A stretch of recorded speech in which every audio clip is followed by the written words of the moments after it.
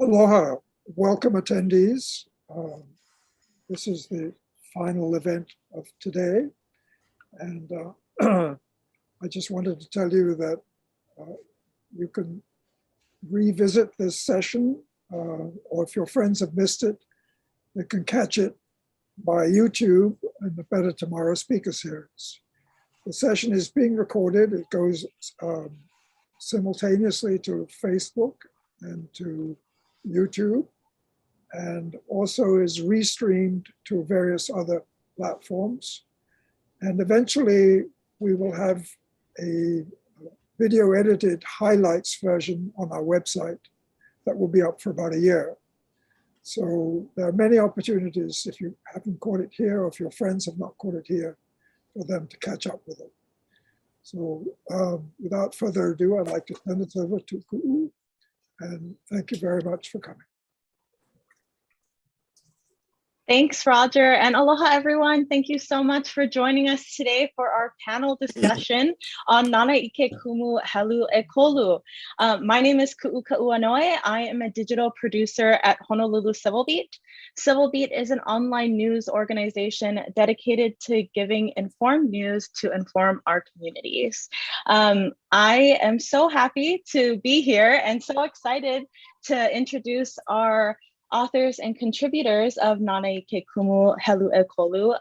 But first, I actually want to say happy Indigenous Peoples Day to all of our Native brothers and sisters out there. I think it's awesome that we're having this discussion today, not only to learn from, these wonderful and knowledgeable experts that we have on this panel, but just to honor ancestral knowledge and bring it back and call it back to all of those who have passed on all of the talent and skill that went into this book even. So shout out, happy Indigenous Peoples Day. To get us started, I wanted to introduce Auntie Lynette Paglinawan. She has so much experience, valuable experience as a social worker and educator under the tutelage of the Venerable Auntie Mary Kawena Pukui. Her and her husband, Liliʻuokalani Paglinawan, learned to differentiate between Hawaiian culture concept problems, which require Hawaiian solutions, and those of historical cultural trauma where Western training is used. She is a Haku hoʻoponopono, and just so great for Auntie Lynette to be here again to share all of her wisdom with us. Next, we have Dennis Kauahi. He is also a master practitioner of hoʻoponopono and also credits Kupuna Mary Kawena Pukui, Nahale Elu Mahuiki, and Auntie Malia Craver. His career spanned 40 years at Liliʻuokalani Trust. In his endeavors, Hawaiian culture and language are foundational. Dennis values connections with the Hawaiian community and other Indigenous peoples in Hawaii and worldwide. We also have Kalei Kanuha here with us. She was born and raised in Hilo, Hawaii. She thanks her grandmother and her mother for their unconditional love, and she was honored to work on this sacred project by Auntie Malia Craver. She is currently an assistant dean for diversity, equity, and inclusion at the University of Washington. And last but not least, we have the wonderful Imaikalani Kalahele. He is a Hawaiian artist, poet, and philosopher. If you've read Nānā Ike Kumu, any of the other books before, you will notice that Helu e Kolu actually has original artwork and poetry, all provided by Imaikalani. He is the son of Rebecca Liliʻuokalani Kalahele from Waiheʻe, Maui, and Dale Alton Muirlot from Illinois, husband to Eunice, who I think might be there with him also, father of 4 and grandfather of 15. I just want to thank everybody for joining us, and I'm so glad to get into this talk story. If you know, at Civil Beat, we have a book club, and we got to talk to Auntie Lynette and Kalei about Nānā Ike Kumu, but I'm so happy that we have all the authors and contributors here with us today. I just want to start by asking if someone can give us just a history of the Nānā Ike Kumu series, why those books were written, who they were written for, and just give us a summary of what those 2 volumes were like. I think I'll start with Auntie Lynette, actually. You want to give us a little bit of history? You know it best, Auntie. That was a long time ago. Yeah. I'm asking a lot, I realize. Yeah. From what I can recall is that the director at that time, Pinky Thompson, realized that we were working with Hawaiian families and using Western treatment modalities. And although it helped, he must have thought, what's wrong with this picture? Because families came up with Hawaiian situations like, for example, a curse. In the School of Social Work, we had no training to deal with curses. And so the inspiration to be innovative and to provide staff with learning tools that they might better be able to work in alignment with the families and children that needed the help. And staff was interested. They were open to learning. And luckily, Richard Paglinawan was on staff at that time. And when he encountered the curse, his supervisor said, if you had the freedom to do whatever you wanted to, what would you do? He said, I go see my tutu. And thus began the journey, because Mary Kavenapukui became the culture consultant of Liliʻuokalani Trust for many years. And the valuable information and wisdom that she shared so willingly with staff and with other professionals was captured on audio tapes. And it led eventually to the compiling of the volumes Nānā Kumu 1 and 2. And it was years later, and I have to turn this over to Dennis, because he was still there. It's all yours, Dennis. Lynette, well put. And the story about Richard that kind of launched our organization into seeking Hawaiian solutions for Hawaiian challenges. True. And all of us, at that time we were young. You know, I started with the organization, I believe in 1970. And most of us were Western trained, you know, and it was a good training, but we also knew that there were barriers to working with our Hawaiian families. We didn't understand some of the cultural beliefs and nuances.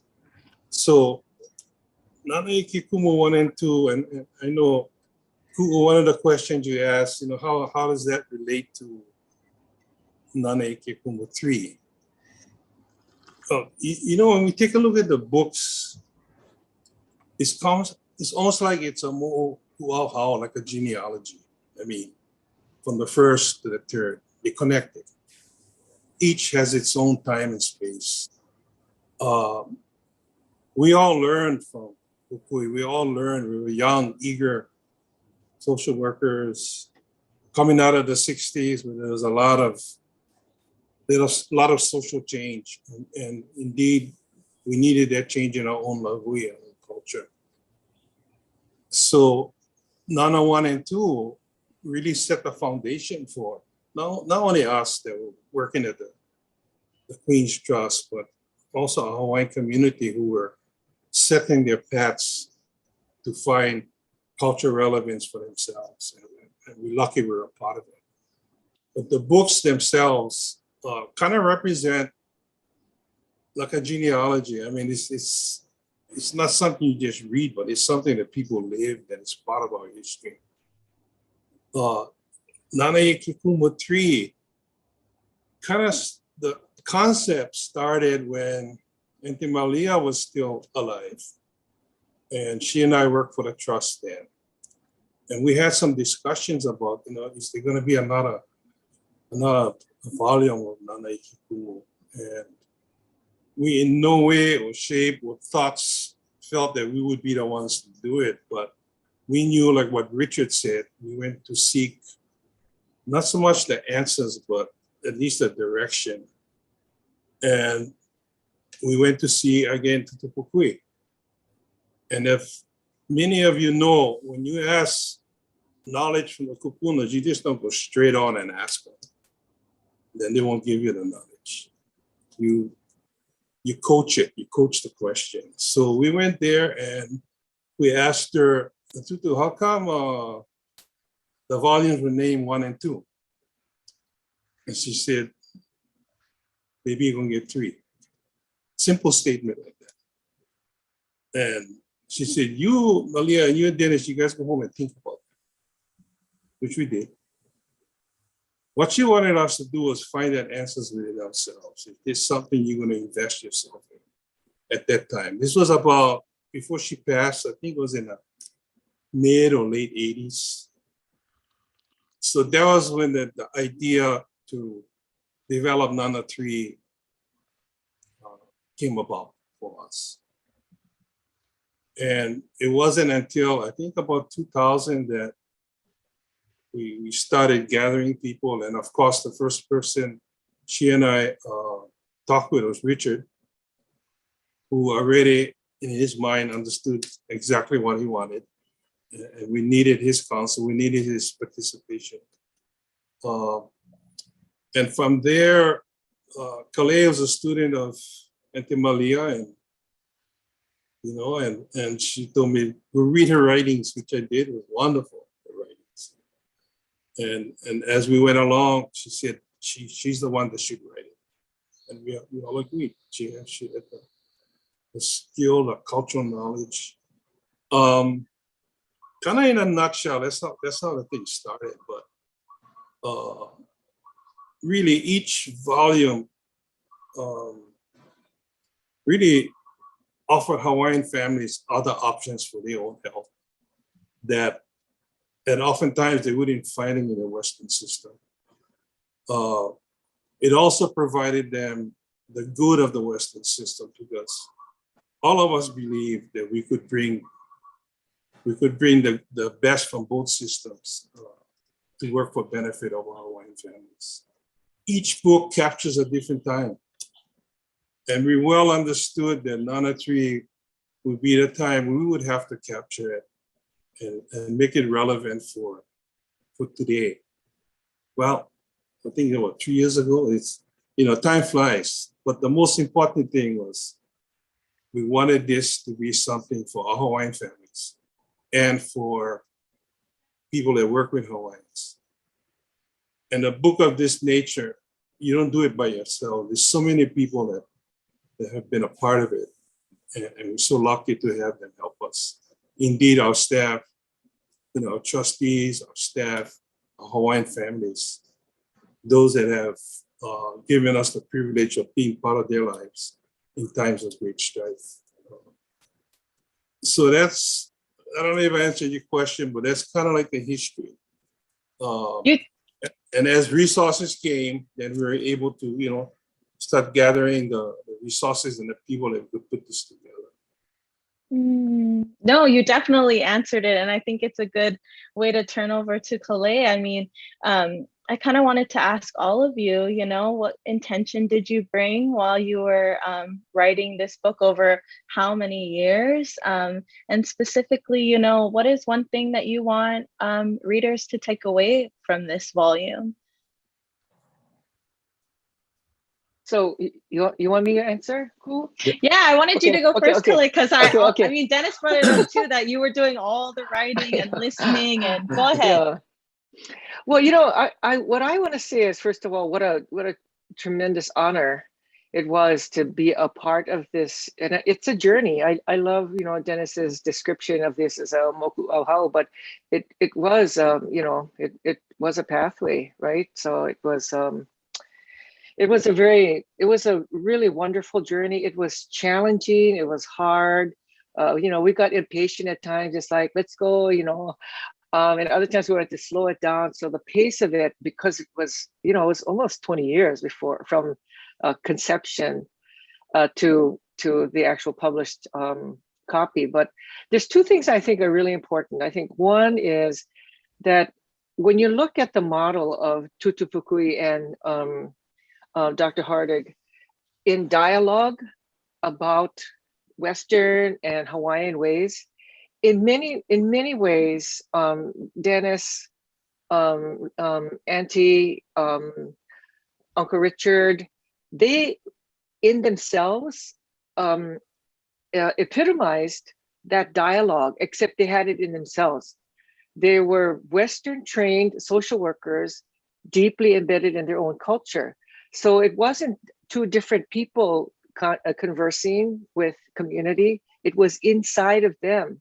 And so I think that was the part of this book that was very powerful, because they didn't have to translate across to anybody, because they had that translation inside of them, you know.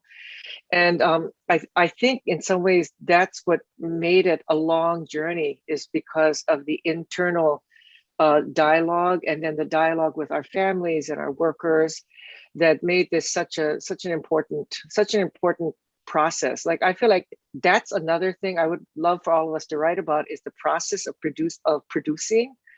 This third volume was very, very unusual, and it was so culturally bound.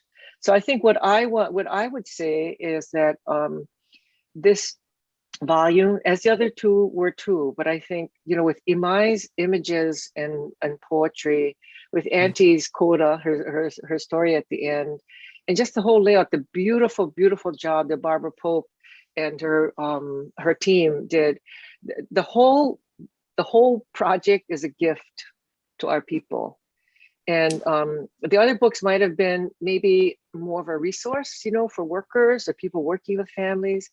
But this book, just it's a gift, just as it is. And that's what I feel so proud about, is that it's not for workers, it's not for, you know, it's just for everybody. And I hope everybody will benefit from it, because there's something in there for everybody, not only Hawaiians, but non-Hawaiians too, yeah. So, wow. Thank you. For sure. It really is a resource, you know, and it's evergreen. We can always look back and learn more, continue reading. Dennis, did you want to jump in with something? No, I just love what Kalei said. Mm-hmm. And yes, it was a struggle for us, so that we could illustrate it in a good way. They would see the value and incredible ike and wisdom of our ancestors in helping to deal with conflict. And certainly we need that today, you know. I think the process was long, and it had to be, you know. The other thing I wanted to mention that we did, there still exists 600 tapes of the previous Nānā Kumu 1 and 2, as well as 3 recordings of interviews, just a rich history. And when we zeroed in on Nānā 3, one of the first things we looked at, and Richard and I and Kalei, and are there still gems in those tapes that were recorded in 1962, I think, to 1978, and we had it stored at the agency. Well, it wasn't a condition where it was deteriorating quickly, and we would have lost that information. We were able to hire somebody with the help of resources from OHA, as well as our agency, and Hui Hanai, who helped us. And those tapes were saved and digitized. I mean, they were in such bad condition. I remember talking to the engineer, and he told me the tapes are, excuse me, fused like hockey pucks. He said, I get one chance. I'm gonna put it in a microwave. I'm gonna run it through my machine, but we only get one chance. And out of the 620 tapes, only 3 we weren't able to save. So not only the books, but I think those backup information is there. And I wanted to make that a point, that it's there. I think Nānā Kumu is like what Kalei said, it is, it's a Hawaiian-based book, but it's for everybody. If you want to look into the Hawaiian soul, you want to look into the philosophy, you want to look into some of the ways that our Hawaiians think, and what are some of the methods and philosophy and spirituality we're using to pull our Hawaiians together. It's a good read for everybody. It's not a how-to book, but it's a book I think will broaden people's understanding, and certainly will bring our Hawaiians closer to, those healing practices that maybe it's not available to them. And that's what I hope, that everybody will read it. It's open to everybody, certainly for our Hawaiian families, because basically in the end we're all humans. We gotta live with each other on this side. So that's my thoughts. Yeah, I like what you said about, I see Auntie Lynette smiling. When you said that it was a long process, she had this big grin on her face. Auntie, do you want to talk to us a little bit about what the writing and contributing process is like for you? Oh, you're just on mute. I struggled with myself because when the computer made available Google, you go into Google, type out hoʻoponopono, and all the different versions come out. And that's not Hawaiian. That's not Hawaiian. And I struggle because I come from the old school. Huna kamea huna. If that which is sacred, hidden. Because of what could possibly happen in the misuse. I struggled with that. And I became very selective in sharing my knowledge. I felt I needed to seek commitment and a deeper Hawaiian way from the na'au. And if I didn't pick that up, I saw Hawaiian culture being misused over the times. So that the Hawaiian aloha, you have the Waikiki version. No more the essence, you only get the form. I didn't want to contribute to that. And I had to go into myself. But if you don't help the people that need it, that could thrive from its value, then you're not doing any justice for them. And then the other authors helped me to realize if you're not ready to open it, how are Hawaiians going to have the deeper understanding of this knowledge? And that finally convinced me, like everything, when you make a decision, there's kuleana. And so when I made the decision to grasp that idea of focusing on the needs of our families today, that it would have to become my kuleana to make sure it was used in the right way. And so the guiding principles identified ways in which we can all use it. But the caution was, if it's not done in the methodology as identified in one, then don't call it ho'oponopono. Give the concept of the practice you're using its own name. Each concept has its own integrity. And once I reconcile the kuleana that I would need to implement and enforce, then I was free to write. I felt better. And it took a number of sessions. Yeah.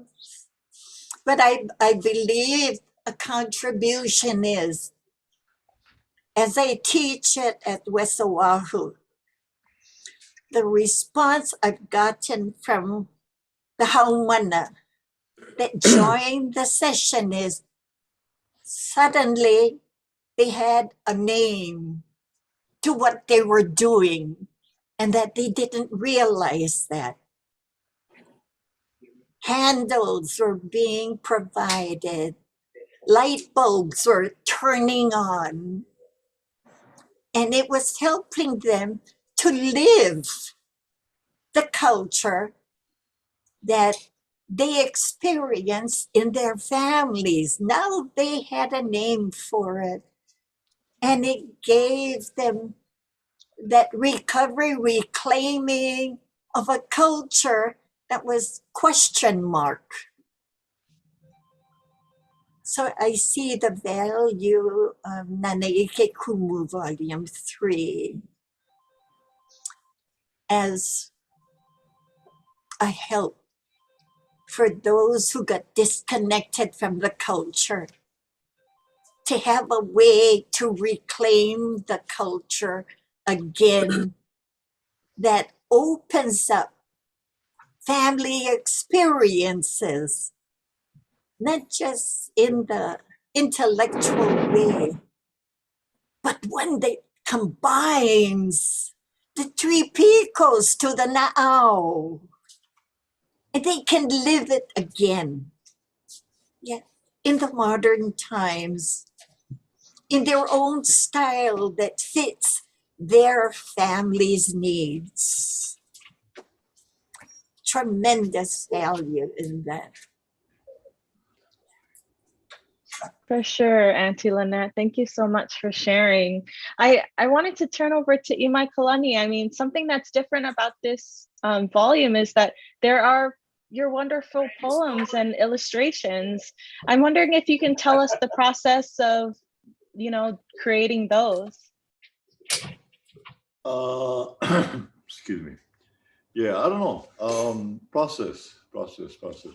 Well, I worked for Liliʻuokalani for 37 years, so I have an intimate relationship with Dennis, Empty, and Nānā.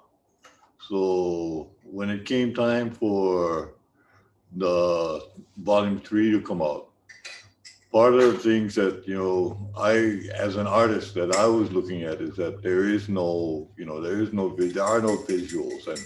And with a volume like this, what kind of visuals do you have, just to begin with?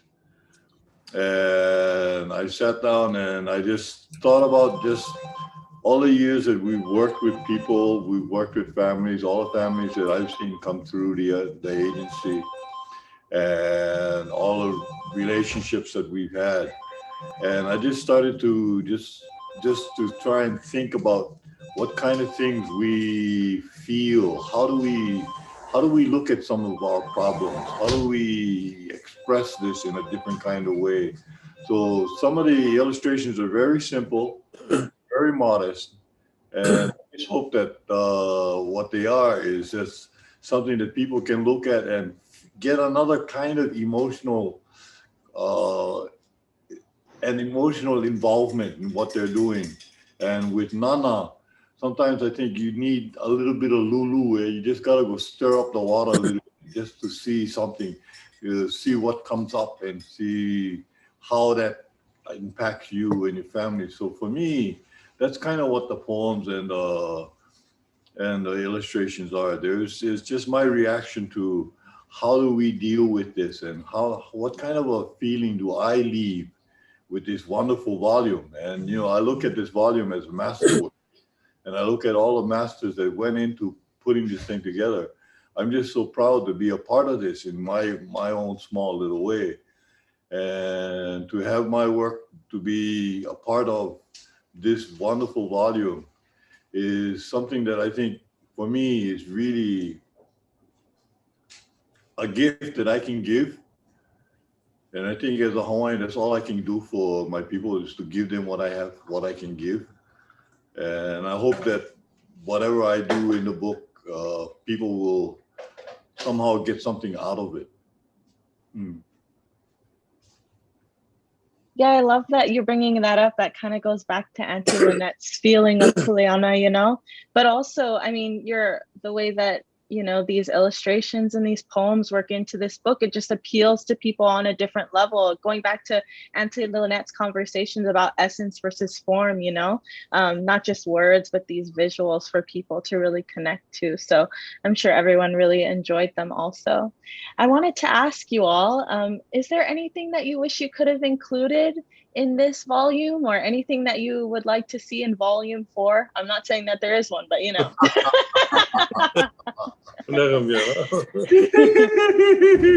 It'll take another couple of years, maybe. Auntie Lynette, you want to go first? Oh, okay. Who wants to go first? Maybe Dennis or Kalei? Kalei, you can go first. Well, you know, I think one of the things that we talked about a lot too, in terms of contemporary issues, that's what we really try to do, is to bring traditional practices, maybe either unknown or unknown practices to us as modern day Hawaiians, and modern day peoples dealing with Hawaiians and interacting with Hawaiians in relationship and community with Hawaiians. We wanted to make sure that there were things that people living today could find helpful. And I think one of the disappointments that we had, and it was just timing and you know, space and all of that, but we wanted to do something on gender roles, because that was one of the things that was kind of missing in 1 and 2. You noticed that we actually, you know, repeated a number of really important themes around grief and loss, ho'oponopono, that were in volumes 1 and 2. And one of the things that we thought is such a complex and a really important issue, I think, for us. Always, it was then and it is still now, is the issue of gender roles and how we navigate those roles from traditional times and ancient times to these times. And we had a lot of conversations about them, and they came up a lot in our consultations with families, but we just didn't have the time. We started, you know, a chapter, but we just didn't have a time to give it the effort that I think it really deserved. So maybe that'll be the post-coda, yeah, Auntie. The post-coda is going to be on gender roles. So that would be a thing that I think we all wish that we could have said more about. Thanks. Yeah. Dennis, you want to go ahead? Yeah, you know, in hindsight, there's a lot of things we could have talked about. It's almost like when you're taking one journey on one ship or canoe, you just get so much time, so much energy, and everything is passing you by, and you got to get the thing done. And I know about what Kalei is saying. It's such an important issue in a Hawaiian community, and there's such pearls of wisdom on how it was handled in ancient times, even till now. But more needed to be said. I had wanted us to really kind of focus on the Ahakane male leadership in the community and some of the struggles that our males have had, and what are the cultural interventions. You know, at one time they made up 80% of our people incarcerated. The absent fathers, they're not around. How do you recapture that? How do you bring them back? There's been some tremendous strides made, but there's not enough if we had more time, we'll talk about it. But you know, as I look at this experience, and as we go into the sunset, as we are, there's so many things that other people are going to have to take up, and using the knowledge and the ike of the past, because the past was yesterday. You know, not only the past 50 years ago, but the past was last year. But the kind of profound issues we're facing today of polarization over vaccination, spooky. You know, the COVID. And so there's some profound kind of issues that I believe that our Hawaiian way of thinking may not be the answer, but at least it can force people to come together and find it. So Nānā for whatever, it's a continual thing. Yeah. You know, our time and our space, we did the best we could. Wish we could have done more. But I'm grateful for the opportunity that I was part of it. And it wasn't something I seeked. It just came, and that's the Hawaiian way. Then you develop your kuleana and you go. You know, so and that's important to transmit that kind of philosophy to the people after us, so the people now, the younger people. Yeah, I like what you shared about that. You know, I love that you all said that it was such an honor, but we are also honored by the things that you shared. Imai or Auntie Lynette, if you want to jump in and share anything you wish you could have included or things you see for future volumes. If Auntie Lynette's still thinking, I'm just gonna look at you, Imaikalani. No, I don't know. I don't know. I think it was really nice to hear somebody talk about Nānā 4, because I think the work of Nānā 1, 2, and 3 is proof that there's going to need more volumes as time moves on. As time, you know, really what we're talking about Nānā 3 is almost history already, yeah? So if we're talking about stuff for tomorrow, then we're kind of late if we start it now, yeah? But more better start, you know? Yeah, no, I don't know what else I could have offered. I'm just so proud to be a part of this one. Mm-hmm. Yeah, we had somebody in the chat say the pictures and poems are beautiful creations that invoke imagery of the content, so you feel in the na'au. So I know. I also want to say to our participants, if you have any questions for the authors, we are coming up towards the end. So I want to make sure that if you have any questions, you can drop them in the Q&A or in the chat box and I can read them off. I only have a couple more questions for all of you, but I mean, I guess I want to ask if, you know, this volume was about grief and conflict and how to deal with those with, you know, Hawaiian perspectives and with Hawaiian values. Is there anything that you really hope that the readers took away? I mean, I know that you already mentioned it's not really a how-to, but it is a resource in its own way. Auntie Lynette, is there anything in particular that you want people to take away from this? Just have to unmute again. Thank you. The universal value that we in Hawaii refer to as aloha. You've got to have aloha, compassion. You've got to be able to respect all elements that we encounter with. And it's a reminder that we don't live by ourselves. If you live on an island, you get to have to deal with those issues of getting along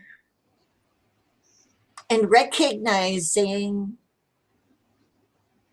that a belief in the entity that provides life for all is a resource to reawaken in ourselves. And that as a lesson, we need to learn to not be greedy, to think of the needs of others as well. Recognize our limitations, but at the same time, do something about it to return balance in our lives. That is harmoniously done. And in Hawaii, that term is aloha. It permeates all aspects. I think that's a contribution we can offer the world. But it has to begin with each person recognizing it's not always what you want and want and want and want, but that there are others who deserve the opportunities to experience to a life that can take care of not just themselves, but for everybody. And like Dennis and Kalei said, it begins with the inside. And it becomes a kuleana of the next generation to recognize that we're not on this planet by ourselves, but the harmonious balance in our lives is needed. And I believe that's what the book is all about. And so you cannot reach that goal if you don't begin living it. You got to put it into your daily lives and pass it on to the next generation so they grow up experiencing this. And that's the kuleana, not just for me, but for all of us who live on this earth.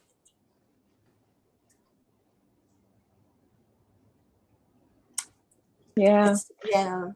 No, I love all the things. Oh, go ahead, Kalei. Go ahead. Yes, I wanted to kind of just take off from what Auntie's saying, because I think another contribution of this volume is that it's really a gift of love and positivity, of hope, of healing, of I mean, it's really about, it is about aloha, you know, and so, you know, because we wrote about hard things, you know, we wrote about grief and loss, and Auntie's beautiful coda in terms of her dream, and then offering an interpretation of that. But, you know, there's so many things about the topics that, you know, you could read it and kind of feel all depressed, but that's not how we felt. We felt like hard things happen and have happened throughout history because of colonization, and in Hawaii, and for Hawaiian people in particular as the first peoples.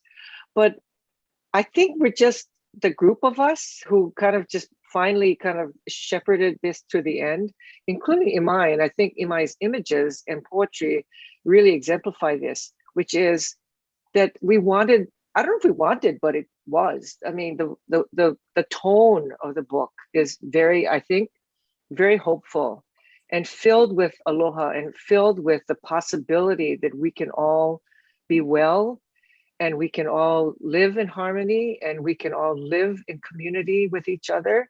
And that it wasn't angry, it wasn't resentful.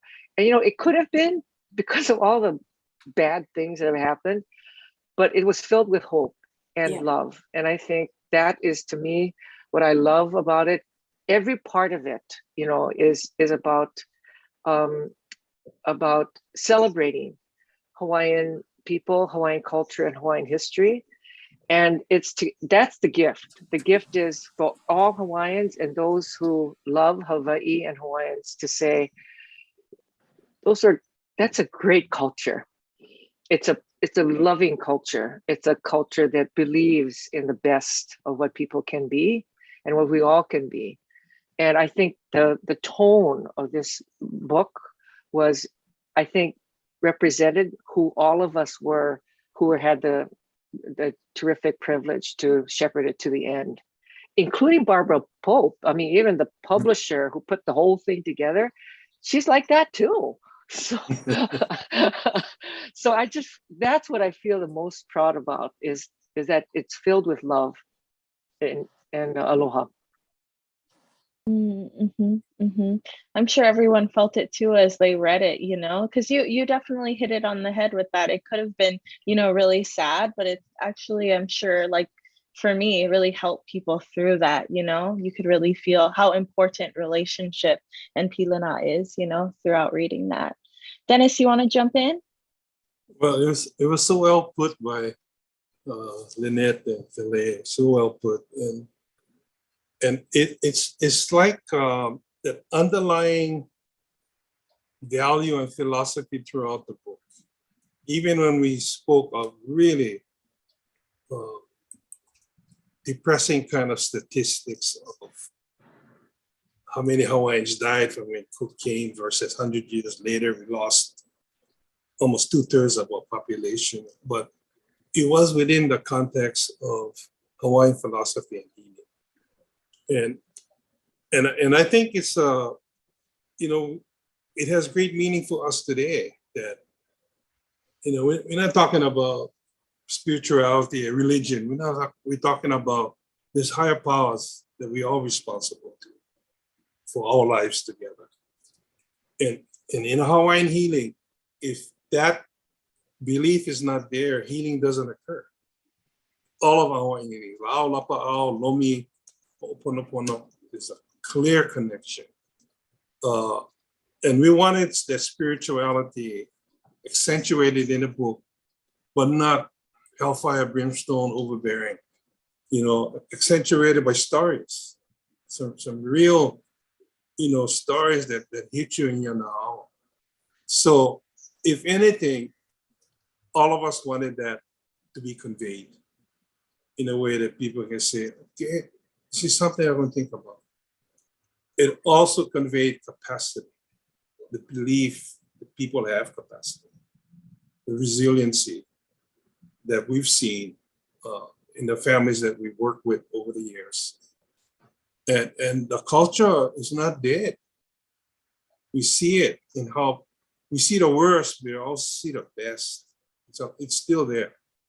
So for our space and time, we just did the best we can, you know.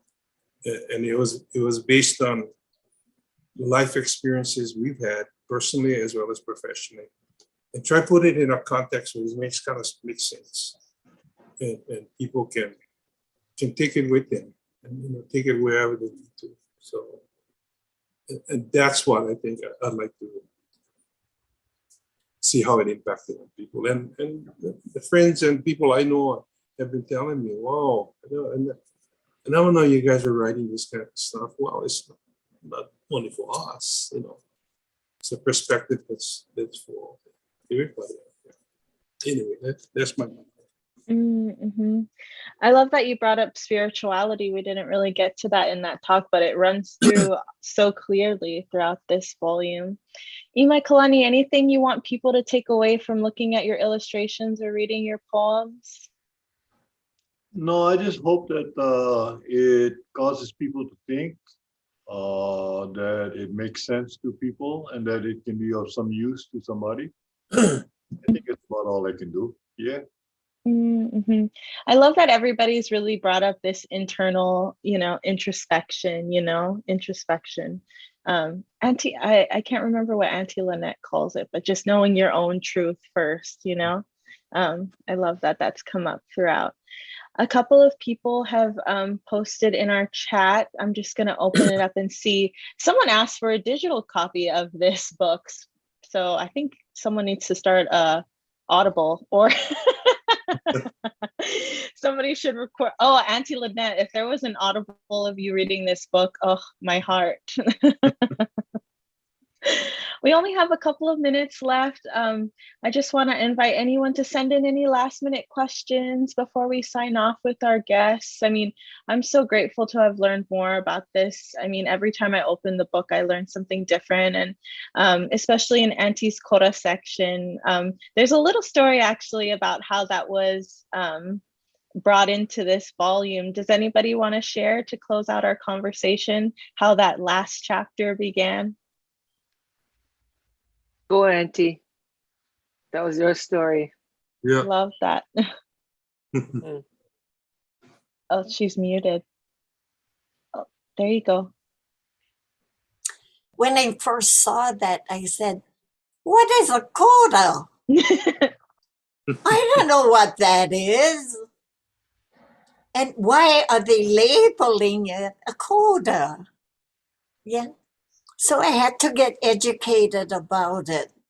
And I think at the publication level, as they were talking about it, this was an example that happened in a living way that illustrated all of the principles and the values, and illustrated the work of healing, you know, and the kind of effort it takes, because it's not just something that you can ask for and you're going to get. It's something that you have to work on, you know, and make it come alive. And so I just wrote that as an example of interpreting a moe uhane. But I've never had, like not knowing what the coda is, I don't know really that importance behind it, but it was an illustration of working through a life process that every one of us experiences. It is part of birthing and dying. It's part of life.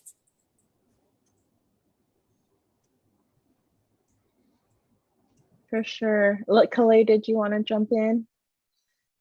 You're right, Auntie. It is a living example of, you know, we read all these chapters and we learn about all these things, and then we end with the coda that really brings all of those values to life. So, I mean, it's my favorite part. So what I want to say is that to me, you know, Auntie, I still remember when we had one of our Nānā meetings, and you had, I think, just a few days before it had that dream, and you shared it with us. And I think we were all so moved, and of course we all cried, and it just, part of it for me is that it just demonstrated or illustrated or showed how important it is for us to share at a deep level experiences that we have, and that, you know, everybody has dreams, but it was how Auntie talked about it and the meaning she made about it that was so Hawaiian, that there was deep sadness, and there was also deep hope and healing and joy. So every feeling you could have was in that moe uhane. But it was the way you told that story that was so vulnerable, you know, and I think that's, again, the gift of the queens, in terms of the Queen Liliʻuokalani Children's Center is that all of these families were very vulnerable in sharing stories with everybody over the many, many years, even before the book was coming to fruition. And so I feel like it was how we want to be vulnerable, to share things that are hard for us, and to share it with the joy and the laughter. I mean, there were parts of that story that were kind of the dream that were funny, you know, and there was just every emotion was in it. And then you interpreted it, what it meant. I just thought it was just brilliant, but it to me epitomized what it means to be Hawaiian, which is to be fully whole and in connection with your entire environment, and not to be afraid of that. So it was the perfect way for the book to close. Mhm. I think so too. And that vulnerability, that openness, you know, that even in the couple of first chapters in the book, it mentioned how we like close that off about ourselves, but slowly reopening as we heal. Yeah. Auntie Lynette. Yes, that's right. I love that. Anybody else want to jump in with any last comments to close out our conversation? We got a lot of mahalos in the chat from people, so I can tell that this conversation really resonated, and make sure you take a look at the chat afterwards. Yeah. I think there's Roger. Wow, that was really extraordinary discussion. I think somebody ought to bottle Lynette and sell her. She's absolutely fabulous. She's so articulate, but you all were, and it was very moving. And I thank you all. This was simultaneously streamed to Facebook and to YouTube, and it will be available on the Better Tomorrow Speaker Series YouTube channel. We have our own channel there. And as I said at the beginning, we will have an edited version of the highlights, so I can't imagine how they're going to cut much of this back. And that will be on our website, available for at least a year. So if anybody who missed it, or and you have friends who missed it, you could tell them that there are many ways to access this. And they're not quite ready yet, but in 2 or 3 weeks, they will all be available. Thank you again so much. It was really special. Aloha. Thank you. Aloha. Thank you, Aloha. Auntie Imaikalani. Dennis, thank you. Thank you, Kumu.